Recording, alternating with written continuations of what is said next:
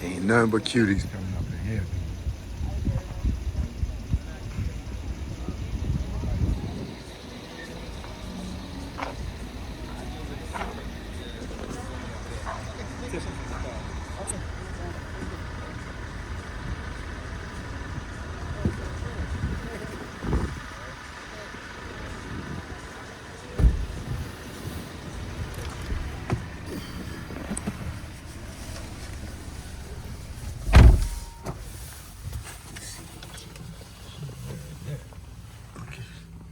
They out here, man. They out here. That's what they gonna do. They gonna pop out. Y'all come to Burbank, y'all check out Castaway. If you don't want to spend no couple of hundred, do not come in here. I'm telling you. All right, we went for the brunch, goddammit. But it was worth it. Jay Smooth, tell them about yourself, man. I'm a real estate guy. Buy houses, renovate them, flip them. Got the Airbnbs, long-term tenants. Do a little bit of everything. Watch it. Do a little wholesaling. He just walked right in front of the car like he ain't seen. Do wholesaling. Wholesaling, for those who don't know, that's when you pretty much you sell a deal. So like you find a house from somebody that wants to sell it. You get the house under contract. Put your little extra money on top of it, and then you take that contract and you sell it to somebody else. So do a little bit of everything. If it's real estate, I do it. Tell them where you met Choke No Joke. Man, we go way back. We used to work together at BET. What show was it? I don't even remember the name of the show now. But BET Now, I think it was. Yeah, it was BET Now. It was me, Choke. Choke was the producer. Lamorne, Alicia Renee was the talent on there. But Choke always been a solid dude. We were just talking about it. I was telling him a long time ago when I first started out BET. We in LA right now, but my first time in LA, I came out. I was staying at a hotel. When BET died, I didn't have no transportation. I was just there at the hotel. Me and Choke was working together. He's like, "Yo, you out here?" I said, "Yeah." Came, pulled up. I don't know if you want me to say who was in it. You can say. Yeah, he pulled up on me. Had the Benzo, fresh joint. Had Lisa Ray in the car. Showed me love. To this day, we still move and operate the same way. So rocking out. Always been a solid dude. So what made you go from television into real estate? Man, what I realized is that TV is too many people that want control, and I don't want to answer to nobody. I got tired of the cat and mouse games. I got tired of the glass ceiling where you can see high, but they don't want to let you go as high as you see. So I wanted to just get in a space or something. Well, one, I had an interest in it already. I wanted to get in a space and do something that I could just kind of control my own destiny. Because one thing about when you work for yourself, or when you, like, let's say real estate, there's no limit on what I can make. When I work for this company, the boss, the supervisor ain't never gonna let me make more than he does. So if he makes $500,000 a year, I know no matter how hard I work, I'll never get that. But in real estate, the sky's the limit. And I just have a passion for it. And one thing I know about life, you take the richest people in the world, most of them, I'm gonna say 95% of them got rich off of real estate. So to me, that's something that you gotta keep in mind, because they're not making more land. Like, whatever's here is here, and it's what it is. Jump into it, getting into it. I got a YouTube channel. It's called Flip Your Worth TV. If you want to learn more about it, you can check in on there. And you can actually see the process of me buying houses, renovating them, selling them, dealing with all types of headaches. But it's worth it. So what was your first property and where was it? The first property I bought was in Long Island, New York. It was in Freeport. And how old were you? What was I when I bought that house? I think 24, 25. I bought it at 24. Yeah, I bought it at 25. I was turning 25 that year. It was right after Hurricane Sandy For those who remember that in New York, it was an area that got smacked. Like all the houses were pretty much turned upside down. And I liked it because it was a house that was pretty much run down, but it was in a nice area. And everybody around me told me, don't buy this house, don't do it, stay away from it, but you gotta just go with your gut instinct. And my instinct told me that, hey, this house is gonna be worth a lot of money one day, and I can get this house for really cheap. At the time, houses in that neighborhood, before this happened, they used to go for, I'm gonna say like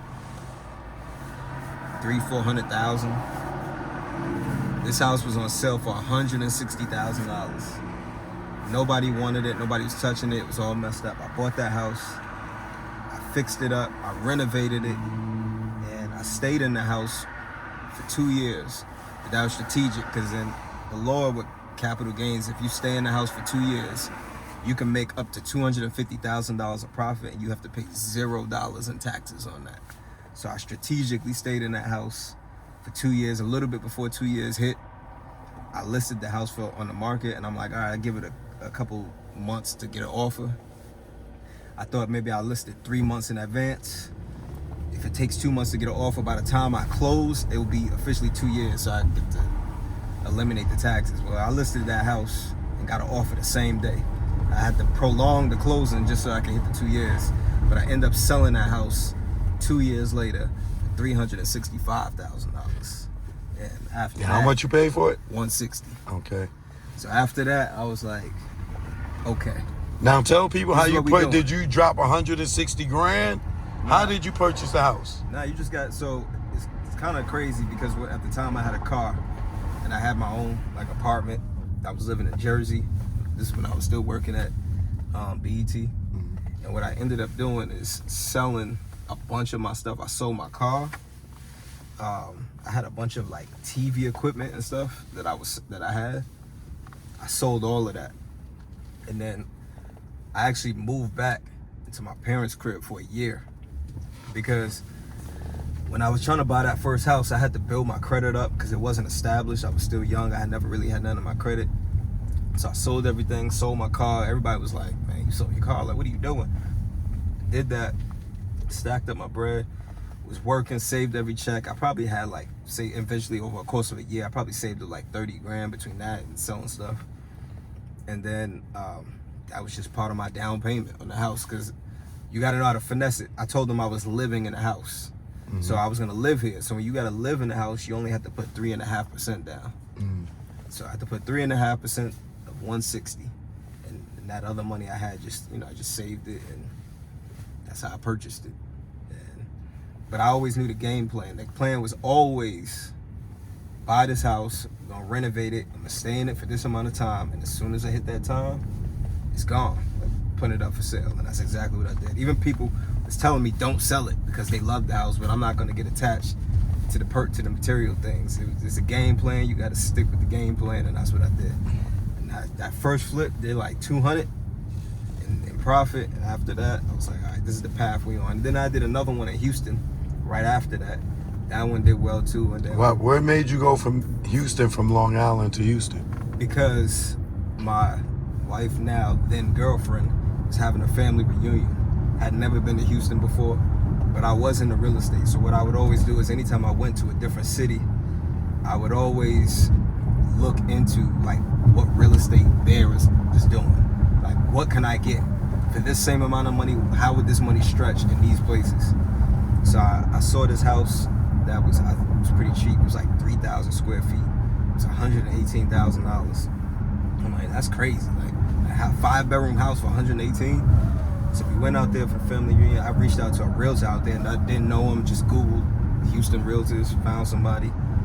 He showed me around different properties. I went, made sure though, I told him like, hey, there's this one particular house that I found. I want you to show me this house.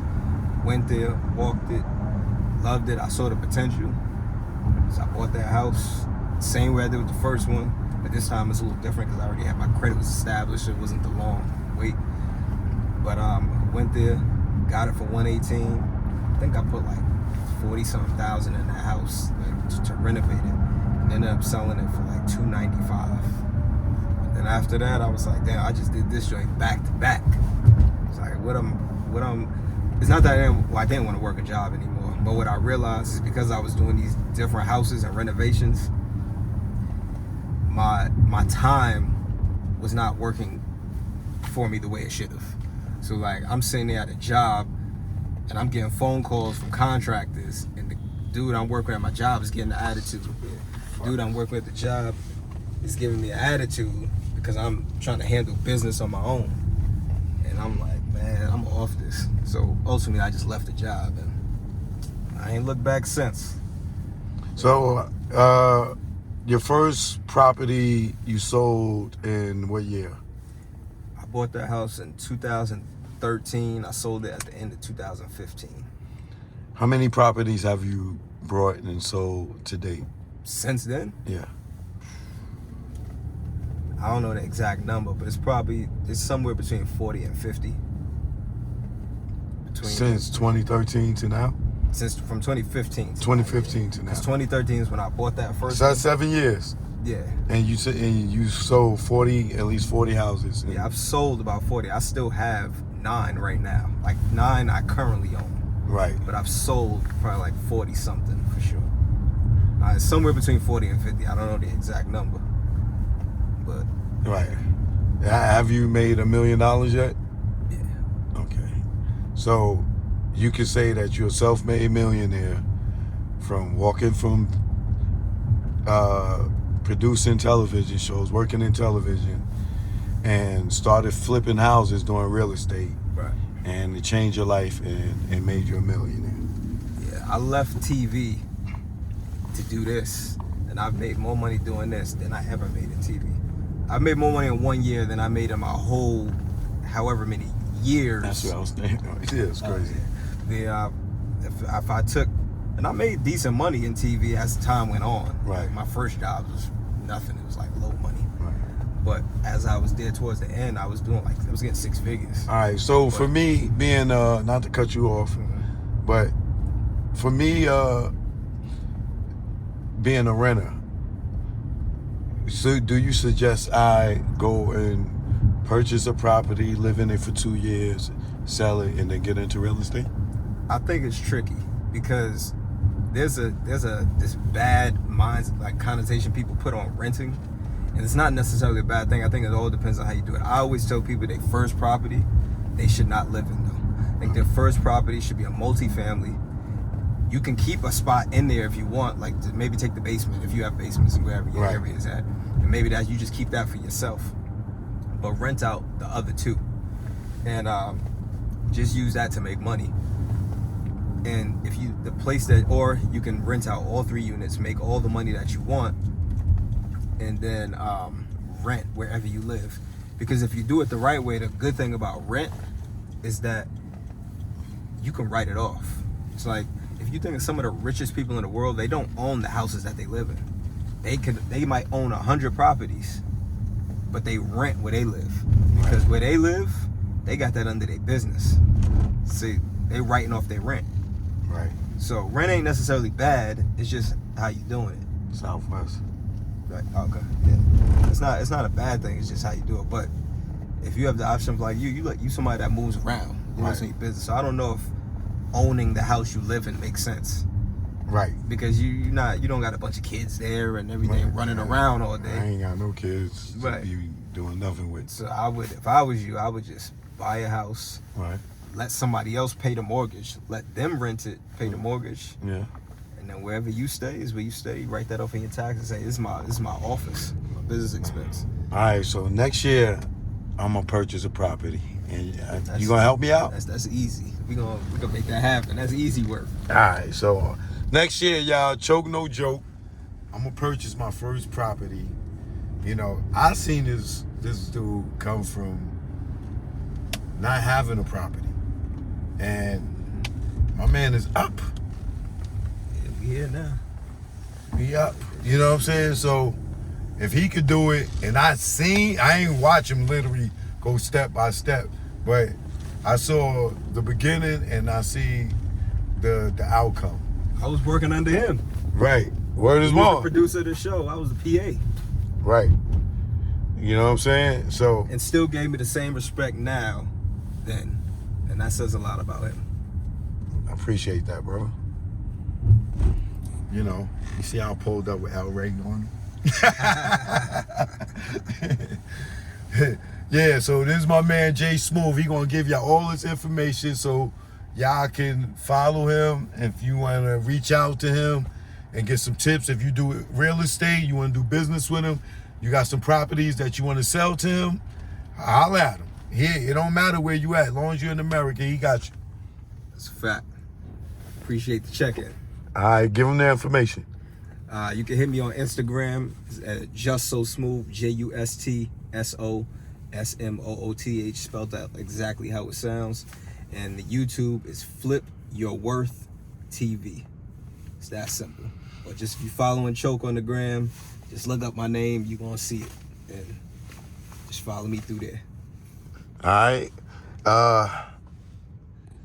Anything else you want to sign off with? Let's get this money. Choke no joke, you know what it is.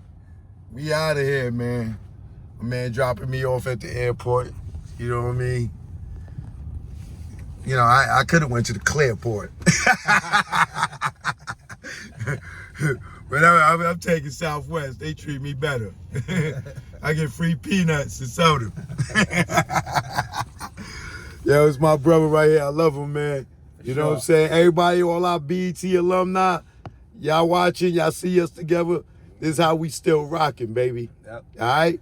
One Change. love. Look at my man, big bossed up on you, huh? Huh? Right